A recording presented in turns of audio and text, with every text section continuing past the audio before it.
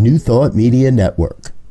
We are a global broadcast network of positive music, media, and entertainment, inspiring humanity's evolution along the journey of enlightenment and creating a world of love, peace, empowerment, and prosperity for all.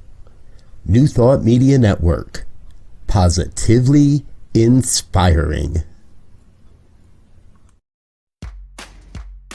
Welcome to Ministers Talking a weekly program where Rev Briz and Rev Elzia and their guests chat about current affairs, world events, spiritual principles, and any old they want to talk about. Based on the New Thought philosophy and ancient wisdoms, Ministers Talking shares a visionary perspective of the evolving spiral called spiritual living. Join us each week as we explore the emerging paradigm of life on planet Earth and beyond.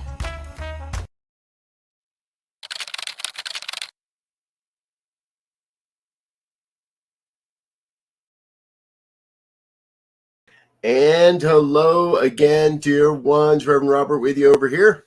Rev Z right here. And this is Ministers Talking Shit. Happens every Friday morning, 7 a.m.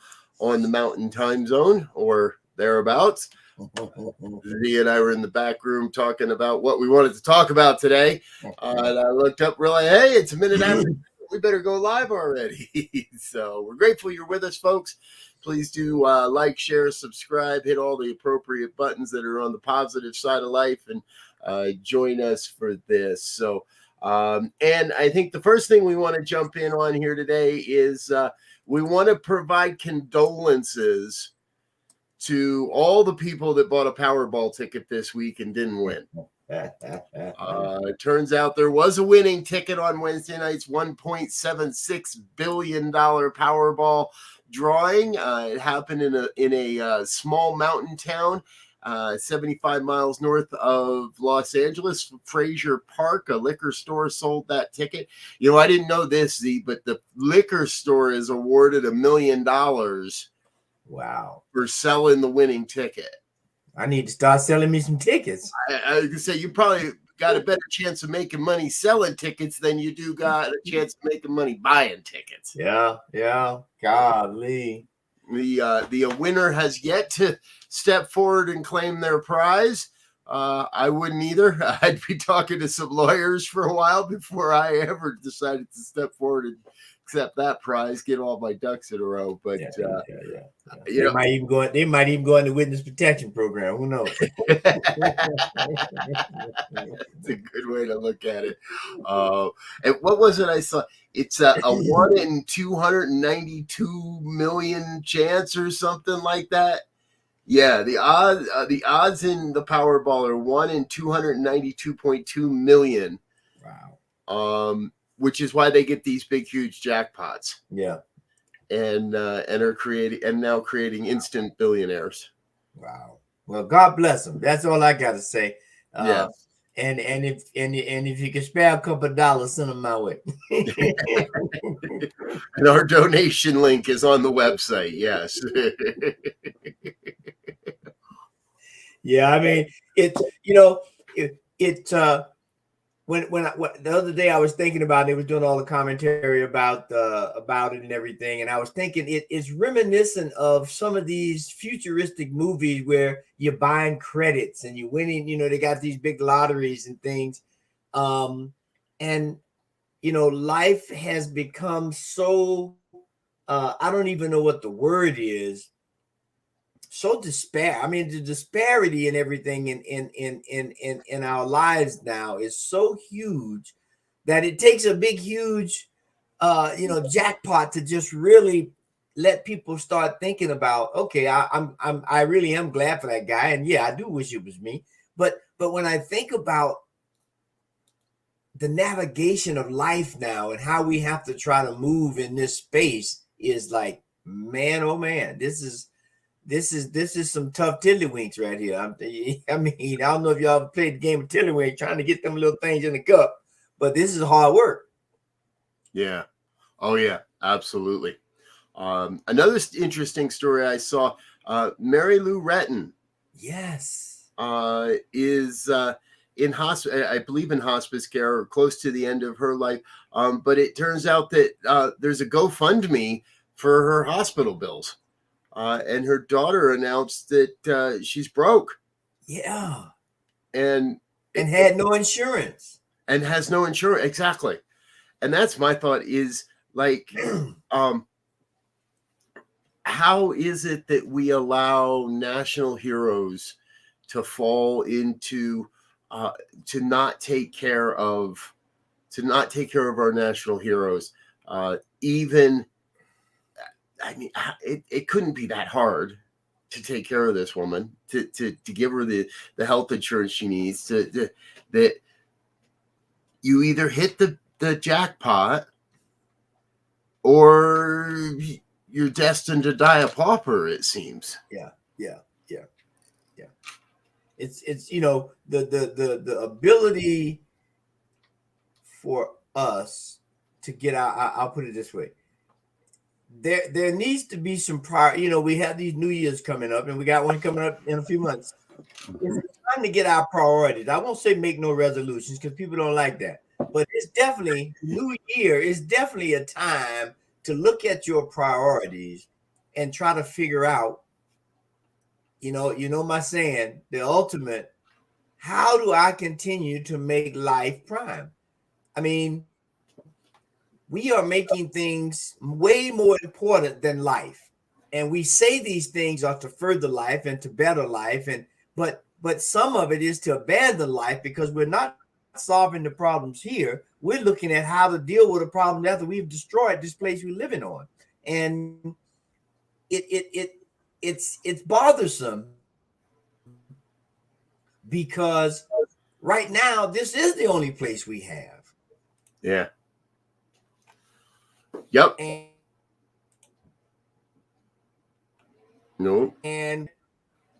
more importantly, the relationships. Yeah.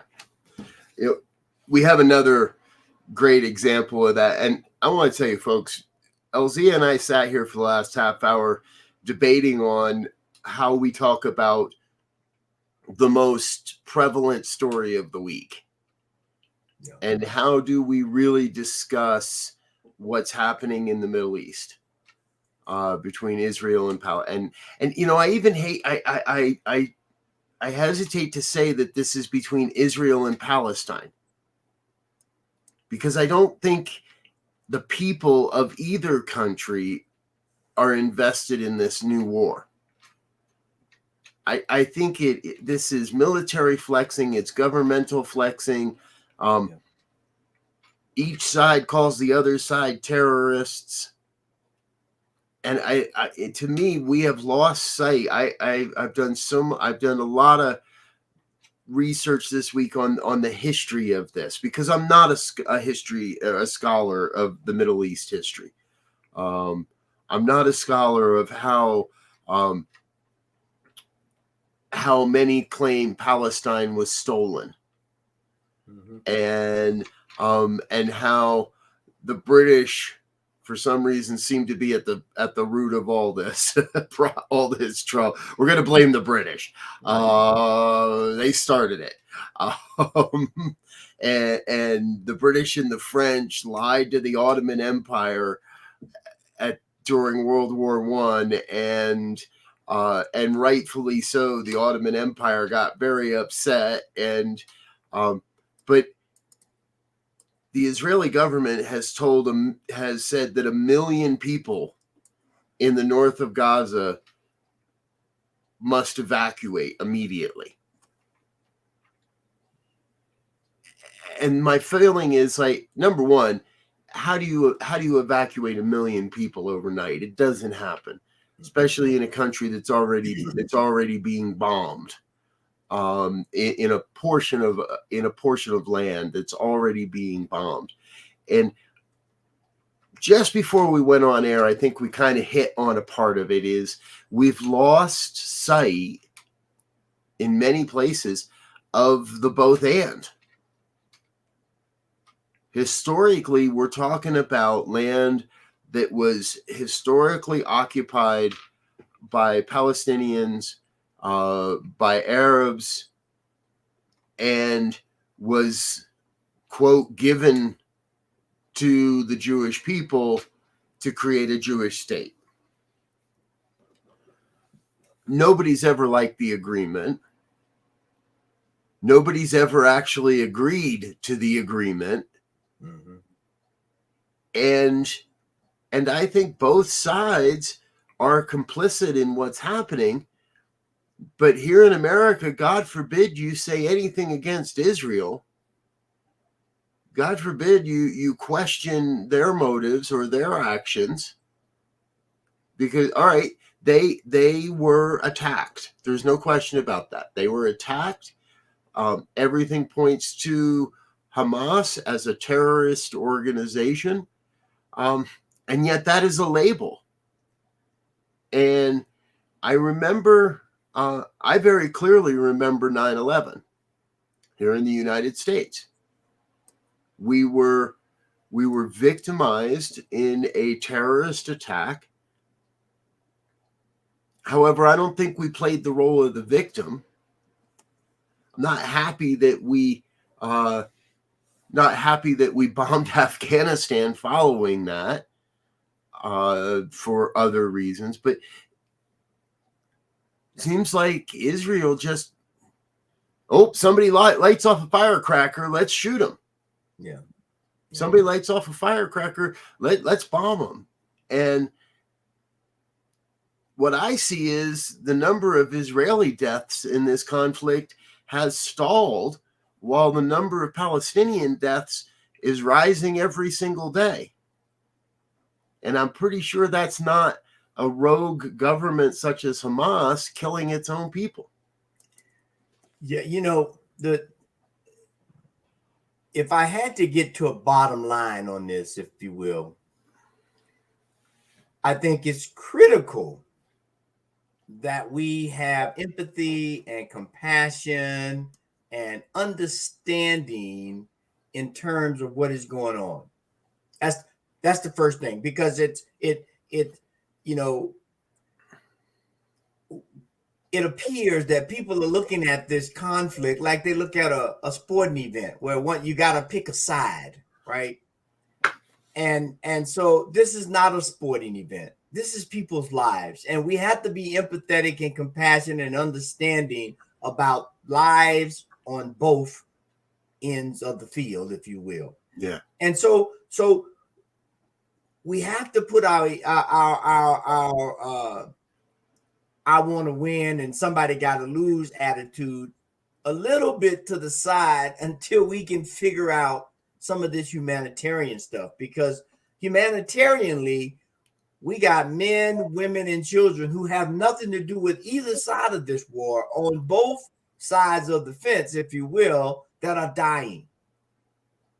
And so, we have to go back, as you were saying earlier, I believe, and begin to look at the historical, political, and social complexities of this whole thing. Right. Because that's how you get to the both and. You have to look at all the implicit parts of it and begin to figure out how do we preserve life? Yeah. And it becomes, when we put winning over life or losing over life, we get a very explosive and a very problematic road to travel. And one of the interesting things, one of the guests that Awasi put in there, that you look at the Jewish nation and the Islamic nation, they're first cousins. They're descendants of two brothers. Right. and it's like, okay, we understand Family Feud, right? And we know families can get but at some point you have to say, man, I got to make up with my family here. I ain't seen Uncle Johnny or I ain't seen Aunt Mary in a long time. We need to stop this foolishness so we can see our people. Yeah. It's I was in a class last night, and one of the pieces that came forward is as humans, it is our responsibility, if you will, to increase our capacity for complexity. Mm. And there's no question this is an incredibly complex situation. Very. Anyone that wants to look at the history of this, it gets really confusing and really complex and really muddy almost immediately. Who said what, who did what, who screwed who lied to who backed out of this agreement, who doubled down on that agreement, who's stealing land, who's at the defense, and who, there's a thin line between defending ourselves and becoming the aggressor. There's a thin line between being victimized, and there's no question that the Jewish people have been victimized. But if you ask me, I think that the Palestinian people have been victimized as well. And there's that fine line between being victimized and then using that to play the victim to justify further aggressions. Yeah. It's I saw a post yesterday, and it's a quote attributed to Eleanor Roosevelt. I did not have time to track it down and see if it's actually true, it's actually her quote or not. But what it says is, when will our consciousness grow so tender that we will act to prevent human misery rather than avenge it? I like that. And that's what's happening right now. That's what we're seeing two conflicting worldviews, two cousins, if you will. I like that look at it. Two cousins that are more interested in avenging past hurts than they are trying to grow a culture of tenderness and compassion and love and moving beyond this. It would seem like Israel would be happy to just keep bombing people. Because they've launched a lot more bombs this week than Hamas did on Saturday last week. I mean, this notion of being right at all costs is costly. and we I've heard all kind of pundits say, well, people say, well, what about the economy? Well, it's not going to affect the economy. It will affect the economy. Now let's not be naive, right? This will affect the economy because if for no other reason, people's mindset will be on an end gathering because this could explode into something far greater than anybody has thought about on the chessboard that they're trying to move pieces around on. Right. The other thing is how do we, as just individuals trying to live our lives and support life, how do we begin to get our head around this and to act in a way that models the behavior that we need to see around the world? So how do I make up with my high school buddy who we had a fight and I ain't talked to him in 40 years, right? Or how do I make up with my partner who left too many dishes in the thing? Because we understand from a consciousness level, as we begin to, in the atmosphere, if you will, place a consciousness of reconciliation, to place a consciousness of dialogue, to place a consciousness of resolving issues, it begins to be like rain. It goes up and it rains down on everything. Yep. And if we begin to model that behavior, if we begin to model that type of conversations and moving through conflict, it will catch fire, I believe. I really believe that. And I've seen it happen. It's a great point because I've been dismayed this week watching so many people, well, like you said, divided into teams. I actually saw a video short that was listing this celebrity's on Team Palestine, this celebrity's on Team Israel, and that's the terminology they use. They flip through who's on team, back and forth, Team Israel, Team Palestine, Team Israel, This is not the Hunger Games, people. This is not Thursday Night Football, which I'm embarrassed to say I actually did watch last night, just to see if a Taylor Swift concert would break, to be honest. Gonna break off, right? The only reason I watched is to see if maybe they'd finally bring Taylor down to sing a song or something. But we were getting lost in the back and the forth, and I'm dismayed at how many people, especially New Thought ministers, and if you're a New Thought minister out there that put a flag Israel on your profile this week, or just plastered a Star of David on your feed without any nuance, without just go Israel, right? And I know, I understand. I risk being attacked as an anti-Semite for even questioning what's going on, for even saying, hey, wait a minute, can we slow down and think about this a little bit? And I'm not afraid to risk that, to be honest with you, because I know that this is more what I believe in. And I found this meme this week, this image this week, and I thought, man, that's what I want to see. I want to see, okay, we're kissing cousins, we're cousins, we have different beliefs about how the world should operate, but we are operating in concert. We are working together to solve these problems and to solve these issues, rather than just, oh, time for me to hit the button and lob some more bombs over that way. Yeah. And you know, speaking of bomb lodging and this, and not to change the subject too much, but there's some bombs being lodged in when they're trying to get this new Speaker of the House. And people are standing up. I'm in, no, I'm out. I'm in. You know, again, here's the same thing on a different scale, if you will, and making no small of any people losing their lives.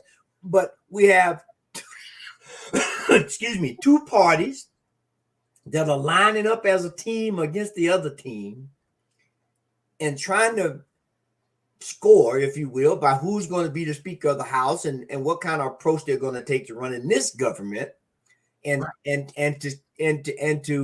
to dial back some of the rhetoric that's going here, that's increasing violence in our neighborhoods, increasing violence in our cities, and we are fighting over stuff that's not important. Really, right. We our educational system is in peril. In another few days, they're going to be talking about shutting down the government again, and we're going to have to go through that again. And so we got these things that are really seriously affecting people's lives, and we're playing this like we're going about it like it's a game. This is not a game. We use the metaphor, and in some cases it works. Yeah. But it is not a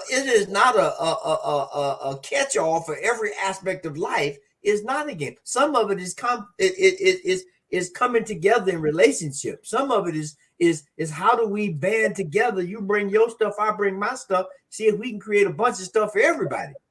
Yeah. But we have to change the way we look at life. Our worldview has to change. Absolutely.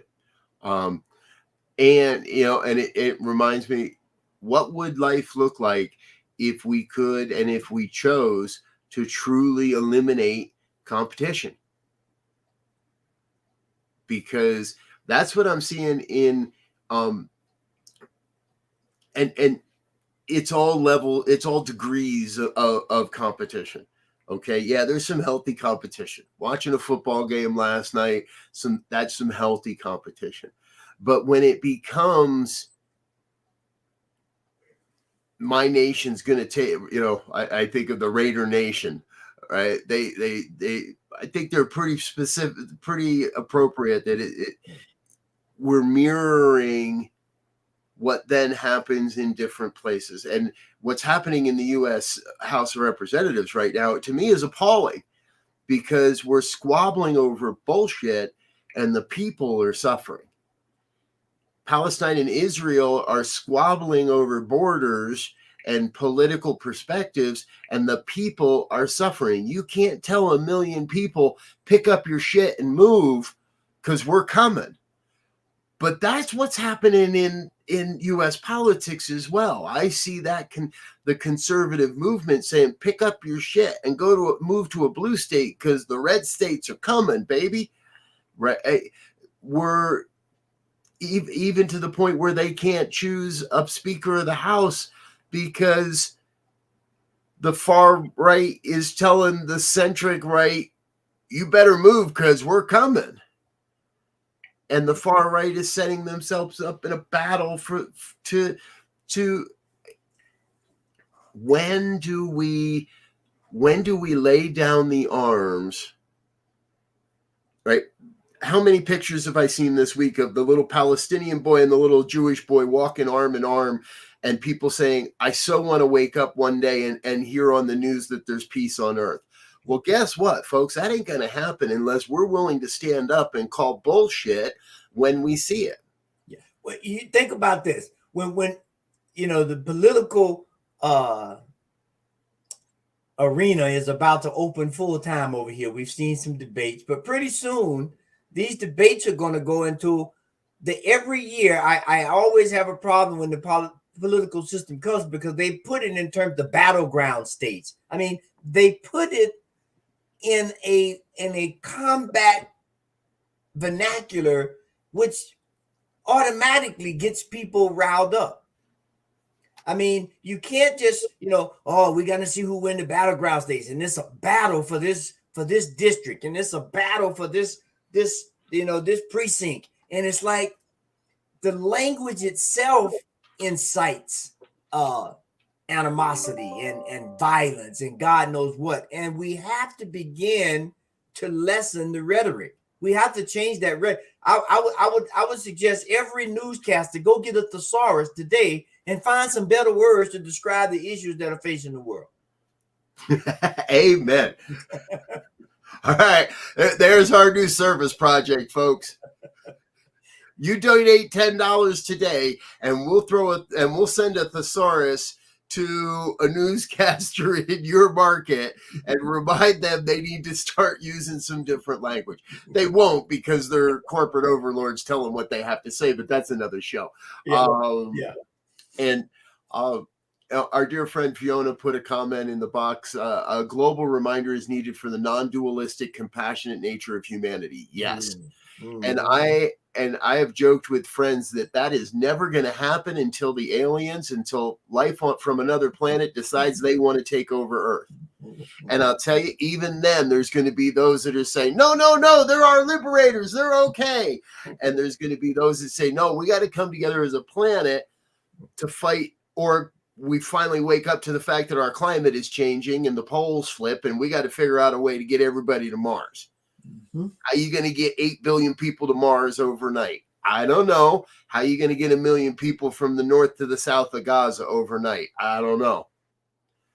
So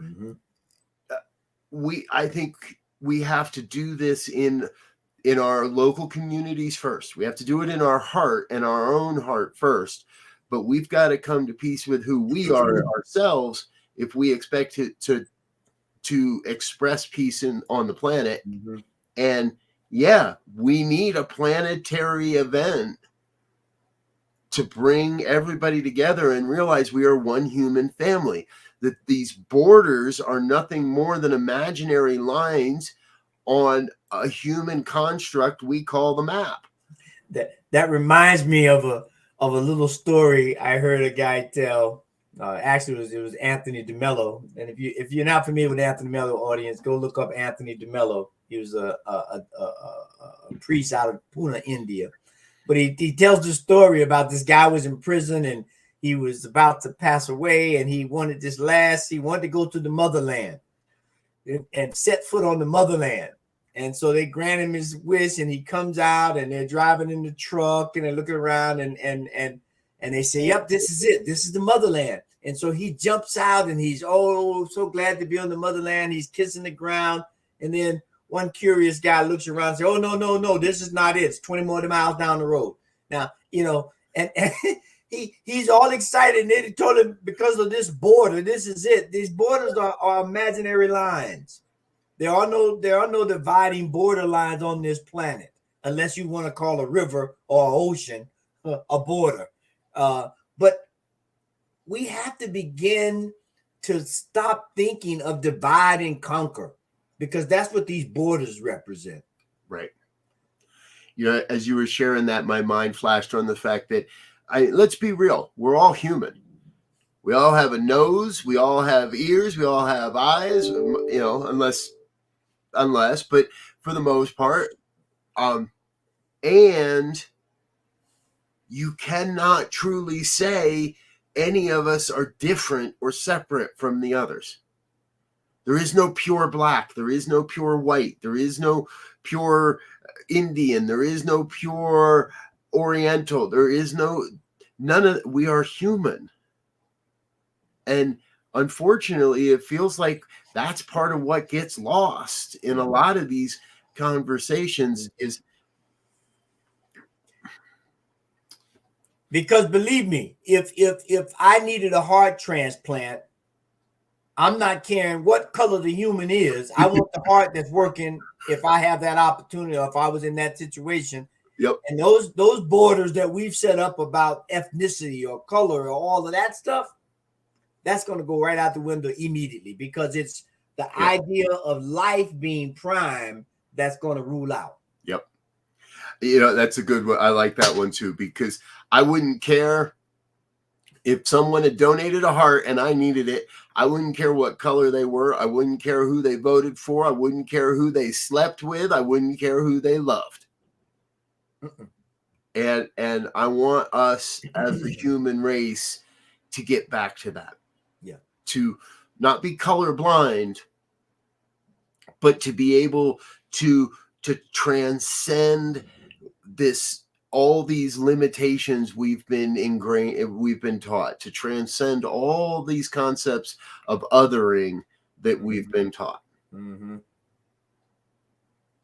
Yep. I'm sure there's somebody out there right now listening to this saying, and I was called naive a few times this week when I push back. When I push back and say, no, I don't believe we need a war. I saw another meme that said, you can't negotiate with someone that has come to kill you. I said, oh, yeah, you can. And I refuse to believe an outdated belief that says you can't. And I was called naive. Well, if I'm naive, so be it. But I consider that to be a visionary perspective, and we're going to hold to that vision. Yeah. And trust me, somebody walks up to you with a gun and puts it in your face, you're going to negotiate. You're going to negotiate. You're not going to sit there and go, I guess I can't negotiate because you got it in. That's what you think you're going to do. Yeah. Yeah. I mean, ultimately, we have to begin to call out any violence on civilians, period, regardless of a side. Right. And we have to emphasize the importance of human infrastructure for life, and not to destroy it, and right. not to and be real conscious about negotiation. I mean, we know that there are always things that fall through, right? And right. You may not ever always get exactly what you want, but you can get very close if you look at everything in a humanitarian way, and you have negotiation, and you respect people's rights, and you begin to resolve, or in some cases dissolve, problems or issues or things that people are fighting over that no longer really understand what's going on. I mean, if you look at the old thing over here in the States, the Hatfields and the McCoys, right? They had that family feud. For someone to come up now saying we're going to fight that war again, I mean, why? It's over. It's done. Let's resolve that. Let's move forward. We know atrocities happen. We know some things that were horrendous happen. But do we have to perpetrate that on 4 generations later who knew nothing about it? They can't even tell you the story if you asked them. Right. Exactly. I would venture to say the majority of people that just blindly follow their politicians, that just blindly say, go Team Israel, or the other way around, go Team Pat. The majority of people don't know the history. And I'll be honest, I didn't. I had to go do my research. I learned things this week about how all this has come to be, how we've gotten to this point. Mm-hmm. And it is through that understanding that I will maintain a vision that we can go further. We can achieve peace. We can achieve global peace, but we're not going to do it by saying, oh, well, this is the way it's always been. We'll see who wins. Exactly. If we're waiting to see who wins, then the whole world loses. Yeah. Our voice, our beliefs, our thoughts, and when we opened this up, when we got into the room this morning and Z and I said, are we going to discuss this or not? We both agreed, yeah, I don't know. It's muddy water. We could be attacked for having this for our perspective, and it deserves more than just thoughts and prayers. Yeah. And I want to make sure everybody understands that if that is your way of contributing, then you have to contribute that. There are those that will be able to stand up and speak and be heard. And there are those that are going to say, I'm not willing to go there, but I'm going to be in prayer. Yeah. And it's not prayer that one side wins. It's not prayer that one side is not hurt. It's not prayer that one side or another will say, okay, you're right, I'm going to move. I'm going to pick up my blanket and walk. It's the prayer that peace is not just possible, but we are in the process of demonstrating that. Mm-hmm. And the more people stand up and demand it and live it, well, then we have a real chance. Well said. In the meantime, go out and buy a Powerball ticket, will you? No, don't go buy a Powerball ticket. Not big enough yet. Yeah. Yeah. I would just like to close saying that we live on such an amazing planet. Yeah. Where life is abundant in the air, in the water, in the earth, within us. And we're still discovering things. We're still looking to discover and reveal. And I think we're doing a good job in this part, that there is so much about life that we don't know. We don't get the right to just go destroy it. Right. And so we need to spend more time figuring this thing out and understanding the nuances of how it just regenerates itself than trying to destroy it and the people on it because they don't think like us or look like us or act like us. And when we can begin to make that the key objective of life, let's really understand life and let's really participate in life for the furtherment of it and not the destruction of it. A lot of these issues that we're facing, no matter where we are on the globe, will overnight go away. Yeah. As you were sharing that, my heart broke open a little more because I realized the next Gandhi died in Palestine this week. And the next Martin Luther King died in Israel this week. Mm-hmm. And the next Mother Teresa died in the Ukraine this week. Mm-hmm. Over a border. Over an imaginary line. Folks, we know there's so much more. And we know we could go on for days and days with this conversation. And truthfully, we will. And we hope and we trust and that you'll be a part of that conversation. that you'll stay active in the conversation, that you'll continue to look for peace in your own heart and in every situation. Yeah. For now, we've got to get out of here. We've got a full day of programming on New Thought Media Network. We know you have places to be as well. We want to thank you for spending some time with us this morning. We trust that we've sparked some ideas. We've sparked some deeper thoughts. We've sparked a deeper conversation on how we can move towards a world that works for all. In all this, I'm reminded of something Marianne Williamson said to me a couple of months ago. I had a chance to sit down with her and have a conversation. And I asked her her vision for the future. And what she said is she envisions a world where little boys and girls ask their parents if war was actually real. And their parents say, yes, but we don't do that anymore. Yeah. I'm asking you to hold that vision. Vision of a world where we don't do that anymore.